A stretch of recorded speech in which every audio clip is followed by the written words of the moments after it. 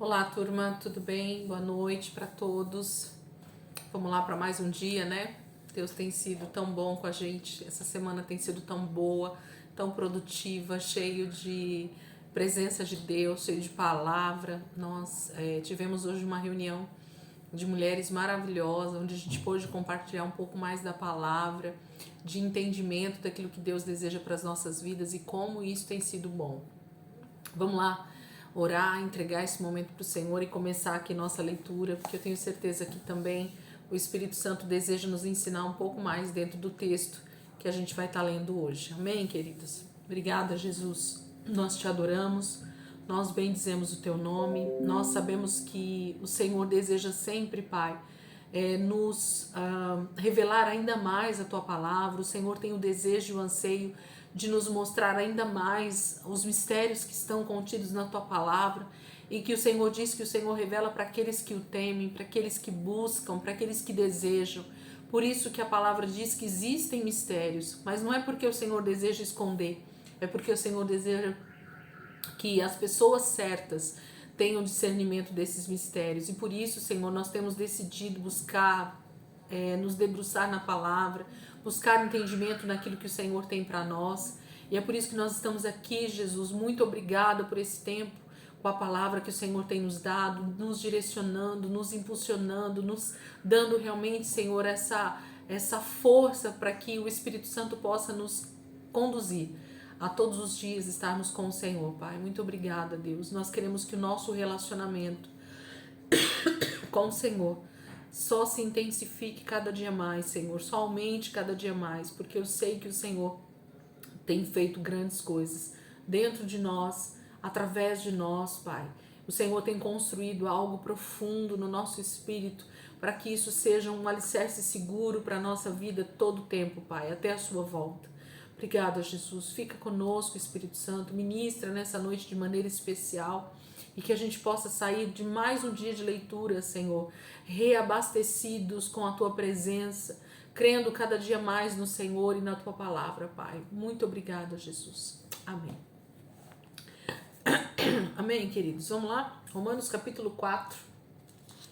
Hoje a gente vai ler Romanos 4, 5, 6 e 7. Amém?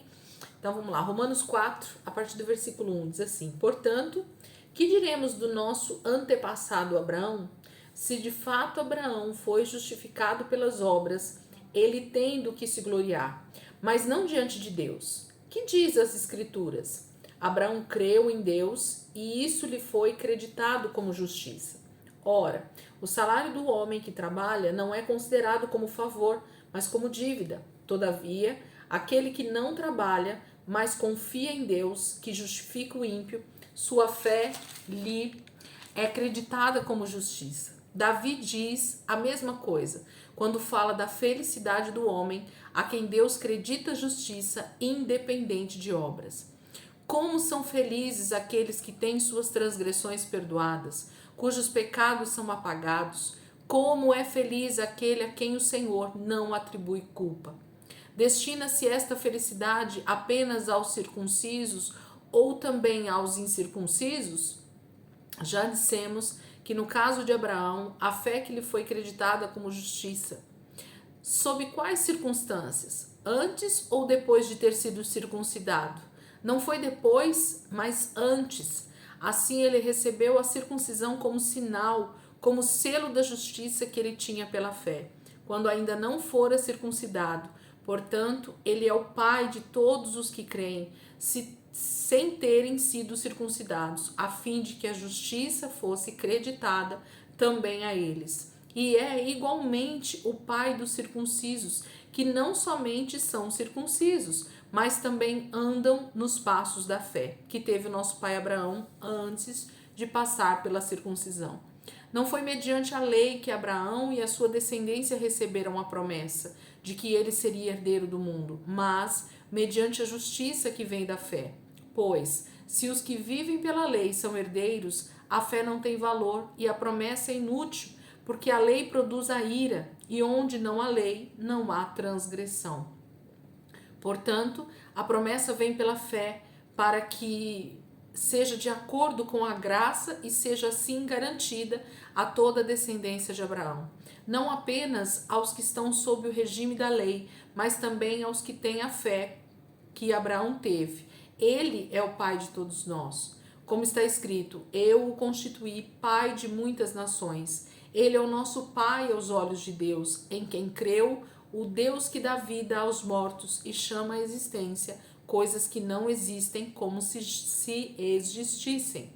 Abraão, contra toda esperança, em esperança creu, tornando-se assim pai de muitas nações, como foi dito a seu respeito. Assim será a sua descendência.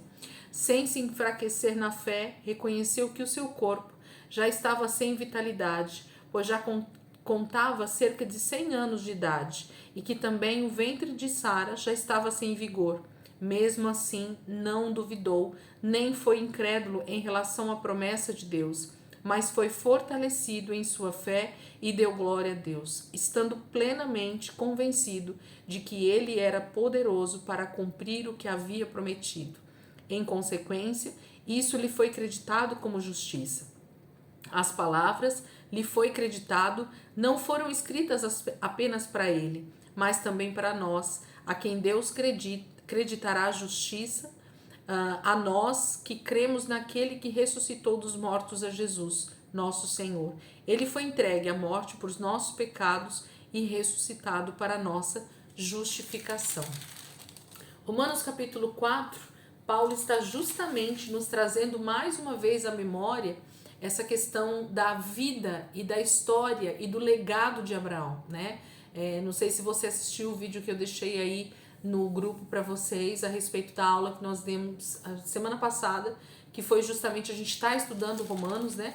E aí nós entramos justamente no capítulo 4, e para que eu conseguisse ensinar o capítulo 4, eu precisei fazer esse pano de fundo a respeito da história de Abraão lá em Gênesis. Então, ou eu entendo por que Abraão é considerado o pai da fé, e aí sim eu vou conseguir entender o texto que Paulo está nos ensinando aqui e que ensinou a igreja de Roma, ou eu não consigo nem compreender o que Paulo está querendo dizer. Como é que a salvação é pela fé? Como é que é essa questão de circuncisão e não circuncisão? Como é que é a lei, a graça? Então, eu preciso voltar para o início, e eu falo que Gênesis é o livro que mais a gente deveria estudar, porque ou eu estudo a origem de todas as coisas, ou então eu não vou conseguir compreender o que Deus está fazendo ao longo de toda a Bíblia, né? Tudo começa na origem, tudo se origina, né, do início. Então parece até uma como é que fala, gente, quando é um exagero, esqueci agora, no pleonasmo, eu não lembro agora como é que se fala em português, mas parece até um exagero a gente falar dessa forma, né? Voltar para o início, né? Aquelas palavras que parece que não combinam, né? Mas a gente precisa voltar sempre para Gênesis, estudar Gênesis, entender o princípio de todas as coisas, para que quando uma carta como essa, Paulo escrevendo aos Romanos, ele escreve sobre o nosso pai Abraão e diz que todos nós somos filhos de Abraão. Como assim, Paulo? Como que eu posso entender que eu sou filho de Abraão? Eu preciso entender o que é ser filho de Abraão, o que é ter a mesma fé de Abraão. Qual foi a fé de Abraão? Por que Abraão foi considerado o pai da fé? Então, são esses princípios que Paulo está tentando nos ensinar aqui na carta aos Romanos, e que se a gente não entende o Velho Testamento, a gente realmente fica meio sem entender os ensinos, o que Paulo está querendo passar para nós com essa questão de judeus e gentios. Então eu te aconselho a dar uma olhadinha lá no vídeo, eu deixei lá de propósito mesmo, para que vocês possam entender um pouquinho melhor essa questão de Abraão, para que esse texto fique claro, para que os textos que a gente está lendo aqui em Romanos fiquem um pouco mais claros, porque entender a fé, entender a base, entender a promessa de Abraão faz todo sentido para nós aqui, como gentios que somos considerados filhos também de Abraão pela fé. Romanos capítulo 5, os resultados da justificação, né? Romanos 5:1. Tendo sido, pois, justificados pela fé, temos paz com Deus, por nosso Senhor Jesus Cristo, por meio de quem obtivemos acesso pela fé a esta graça, no qual agora estamos firmes e nos gloriamos na esperança da glória de Deus. Não só isso, mas também nos gloriamos nas tribulações, porque sabemos que a tribulação produz perseverança. A perseverança, um caráter aprovado, e o caráter aprovado, esperança. E a esperança não nos decepciona, porque Deus derramou o seu amor em nossos corações por meio do Espírito Santo que ele nos concedeu. De fato, no devido tempo, quando ainda éramos fracos, Cristo morreu pelos ímpios. Dificilmente haverá alguém que morra por um justo, embora pelo homem bom talvez alguém tenha coragem de morrer. Mas Deus demonstrou o seu amor por nós. Cristo morreu em nosso favor quando ainda éramos pecadores.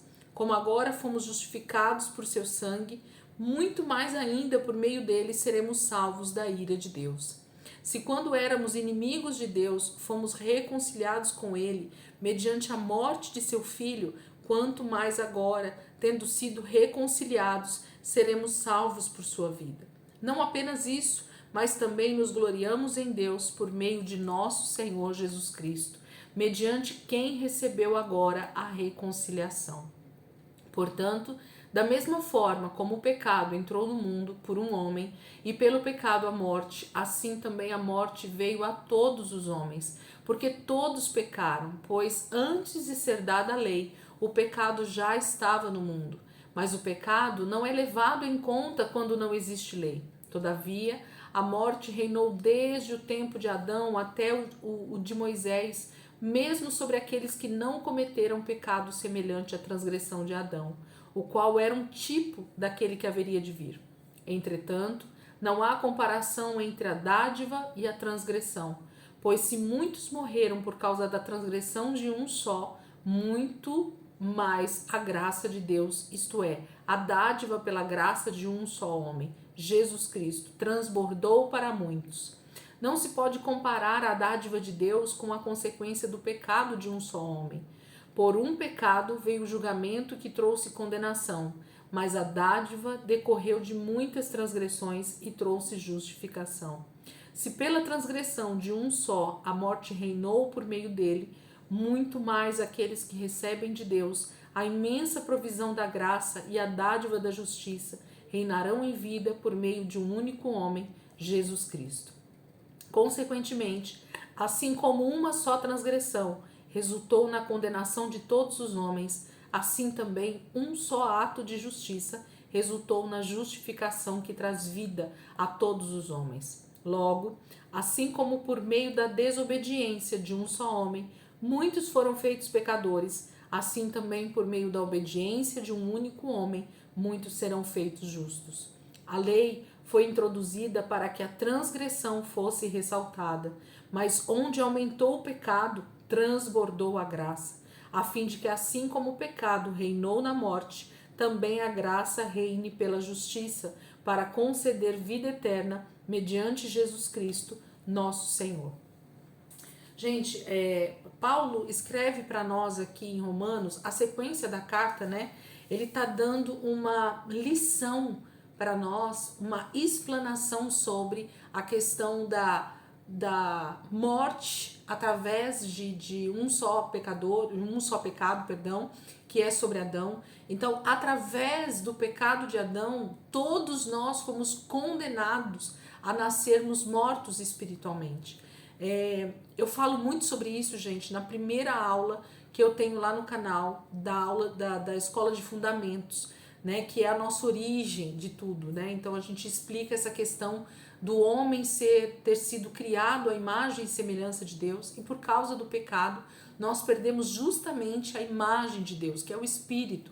Nosso espírito foi morto por causa do pecado. Nós nascemos mortos espiritualmente. Então, para que você possa entender isso, também tá lá, tá fácil.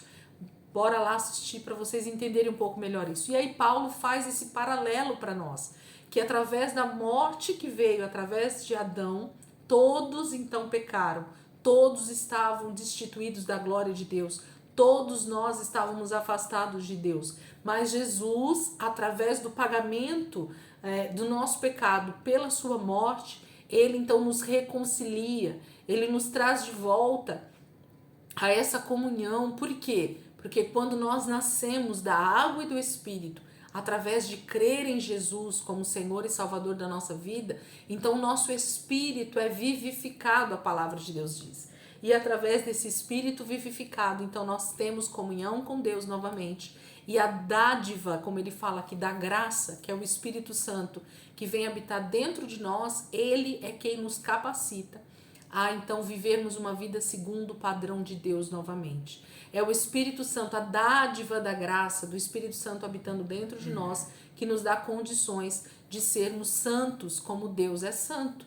Então a gente consegue, através da graça, através do Espírito Santo dentro de nós, a gente consegue andar num processo de santificação e então recebemos a vida eterna junto com o Senhor. Então, é uma sequência, né, de ensinos que Paulo está fazendo aqui na carta aos Romanos e que tem tudo a ver justamente com essa questão do pecado original, da queda de Adão, mas também da promessa feita a Abraão. Através dessa promessa, Abraão creu em Jesus. Nessa aula que eu deixei aí para vocês, eu falo que Abraão aceitou Jesus no momento em que ele creu na palavra de Deus, na promessa de Deus, né?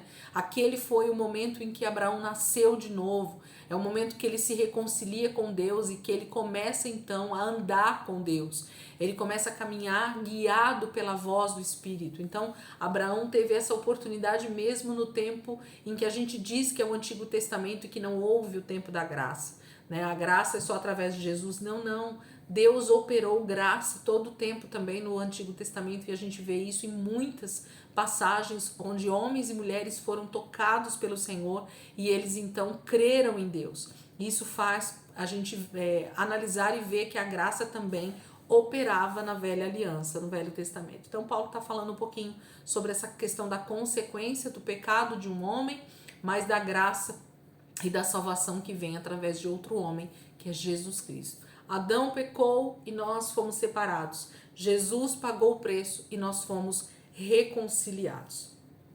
Romanos capítulo 6, a partir do versículo 1. Que diremos então? Continuaremos pecando para que a graça aumente? De maneira nenhuma. Nós, os que morremos para o pecado, como podemos continuar vivendo nele? Ou vocês não sabem que todos nós que fomos batizados em Cristo Jesus, fomos batizados em sua morte? Portanto, fomos sepultados com ele na morte por meio do batismo. A fim de que, assim como Cristo foi ressuscitado dos mortos, mediante a glória do Pai, também nós vivamos uma vida nova. Se dessa forma fomos unidos a ele na semelhança da sua morte, certamente o seremos também na semelhança da sua ressurreição. Pois sabemos que o nosso velho homem foi crucificado com ele, para que o corpo do pecado seja destruído, e não mais sejamos escravos do pecado, pois quem morreu foi justificado do pecado.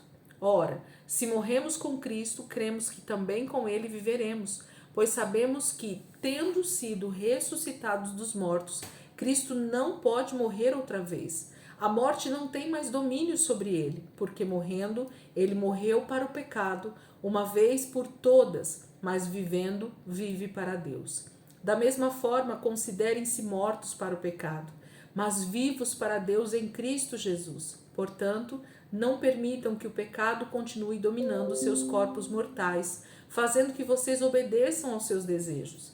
Não ofereçam os membros do corpo de vocês ao pecado como instrumentos de injustiça, antes ofereçam-se a Deus como quem voltou da morte para a vida, e ofereçam os membros do corpo de vocês a ele como instrumentos de justiça, pois o pecado não os dominará, porque vocês não estão debaixo da lei, mas debaixo da graça. E então, vamos pecar porque não estamos debaixo da lei, mas debaixo da graça? De maneira nenhuma. Não sabem que quando vocês se oferecem a alguém para lhe obedecer como escravos, tornam-se escravos daquele a quem obedecem? Escravos do pecado que leva à morte, ou da obediência que leva, escravos do pecado que leva à morte, ou da obediência que leva à justiça. Mas, graças a Deus, porque embora vocês tenham sido escravos do pecado, passaram a obedecer de coração a forma de ensino que lhes foi transmitida. Vocês foram libertados do pecado e tornaram-se escravos da justiça. Falo isso em termos humanos, por causa das suas limitações humanas. Assim como vocês ofereceram os membros do seu corpo em escravidão à impureza e à maldade que leva à maldade, ofereçam-nos agora em escravidão à justiça que leva à santidade. Quando vocês eram escravos do pecado, estavam livres da justiça. Que fruto colheram então das coisas das quais agora vocês se envergonham? O fim delas é a morte, mas agora que vocês foram libertados do pecado e se tornaram escravos de Deus, o fruto que colhem leva à santidade e o seu fim é a vida eterna. Pois o salário do pecado é a morte, mas o dom gratuito de Deus é a vida eterna em Cristo Jesus, nosso Senhor. Paulo está continuando aqui falando sobre essa questão de que se eu entendi que através de Cristo eu sou então salvo, eu sou resgatado desse mundo de pecado, ou na verdade desse estado, né, de morte eterna, porque eu estava morto espiritualmente, mas agora através de Cristo Jesus eu tenho vida. Então ele faz novamente um paralelo entre estar mortos para o pecado, mas vivos para Deus, porque nós vamos ressuscitar com Cristo e viver com Ele eternamente.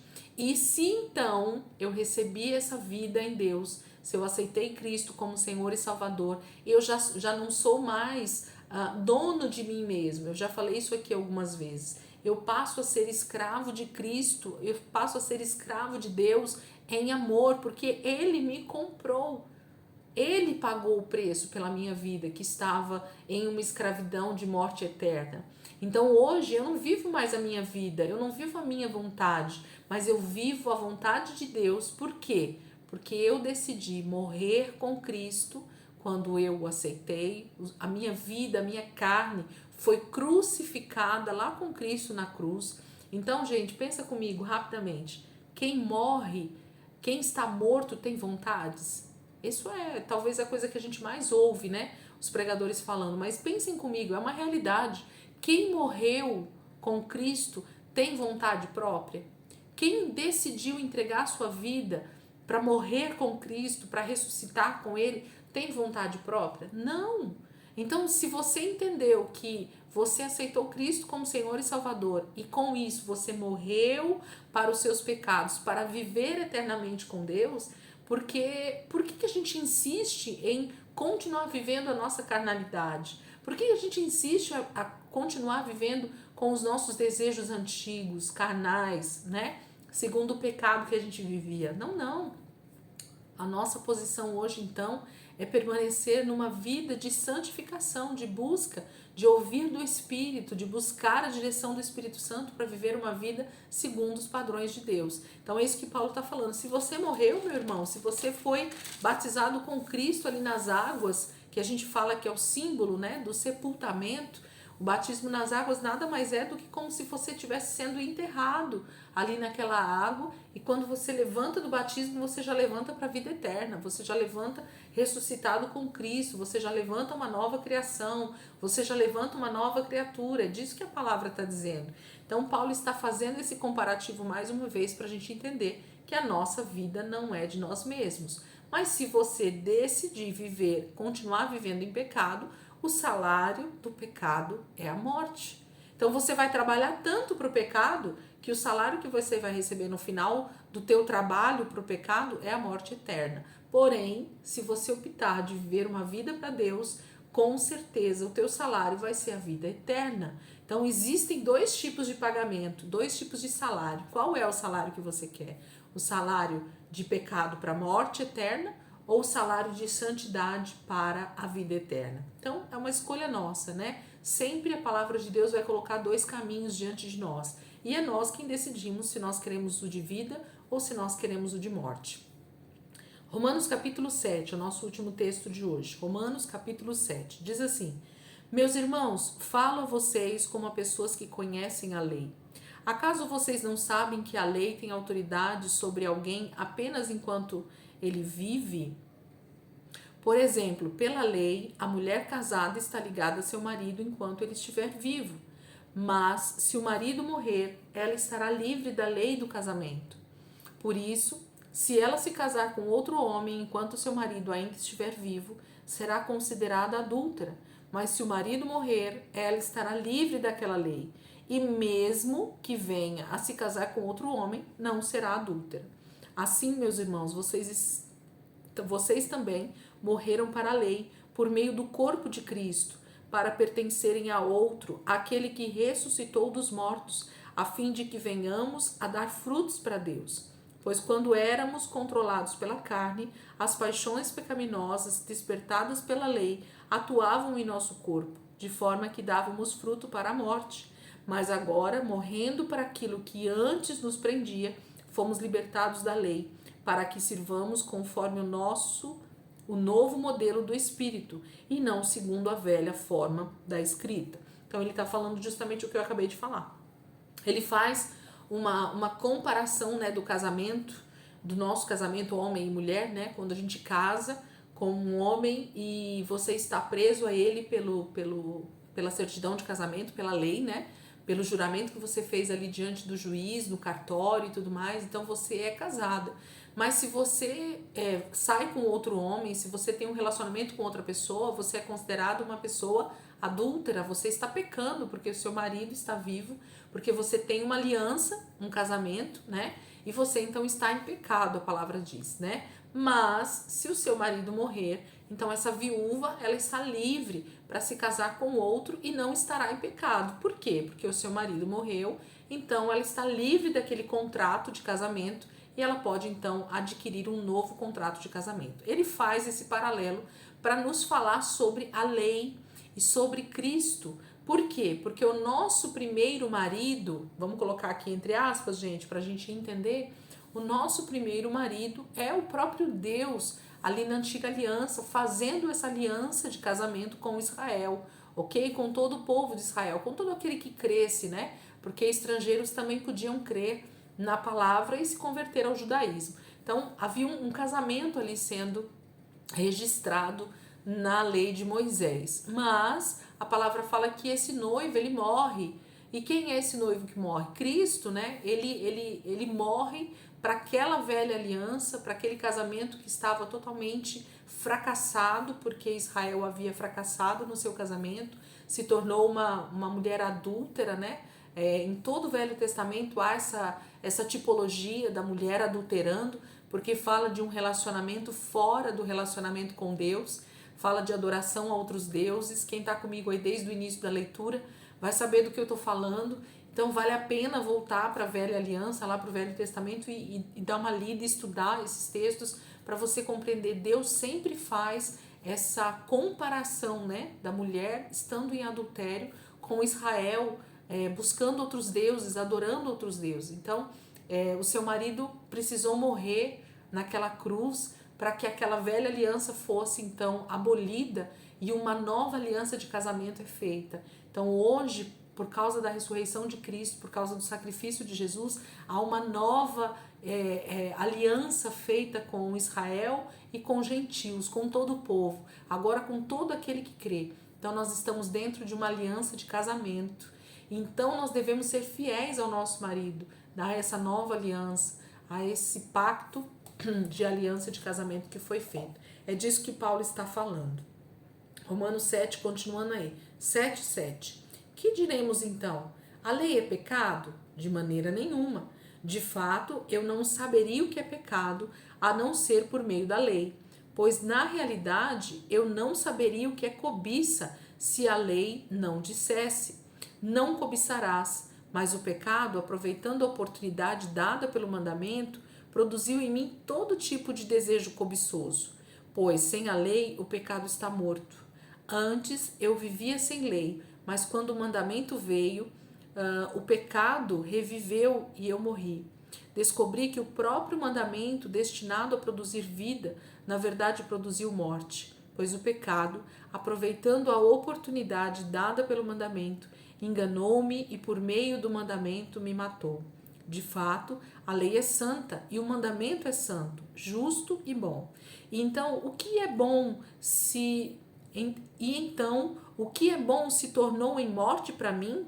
De maneira nenhuma, Mas, para que o pecado se mostrasse como pecado, ele produziu morte em mim por meio do que era bom, de modo que por meio do mandamento ele se mostrasse extremamente pecaminoso. Sabemos que a lei é espiritual. Eu, contudo, não o sou, pois fui vendido como escravo ao pecado. Não entendo o que faço, pois não faço o que desejo, mas o que odeio. E se faço o que não desejo, admito que a lei é boa. Neste caso, não sou mais eu quem o faz, mas o pecado que habita em mim.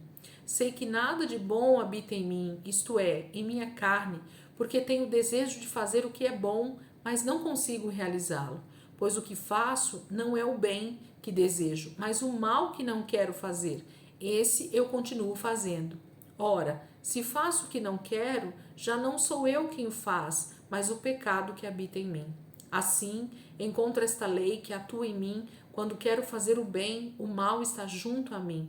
No íntimo do meu ser tenho prazer na lei de Deus, mas vejo outra lei atuando nos membros do meu corpo, guerreando contra a lei da minha mente, tornando-me prisioneiro da lei do pecado que atua em meus membros. Miserável homem que sou, quem me libertará do corpo sujeito a esta morte? Graças a Deus por Jesus Cristo, nosso Senhor, de modo que com a mente eu próprio sou escravo da lei de Deus, mas com a carne da lei do pecado. Paulo faz, continuando aí o capítulo 7, ele faz justamente esse paralelo da nossa vontade carnal, né, do nosso corpo, da nossa carne, que é essa natureza de pecado que veio por causa da queda de Adão, e do nosso espírito, né, desse novo nascimento que agora acontece a partir de Cristo Jesus e que deseja as coisas de Deus e que deseja obedecer a Deus e que deseja fazer o que é reto. Mas então essa guerra, né, dentro de nós mesmos, ela continua até a volta de Jesus e nós vamos ter que guerrear até a volta de Jesus.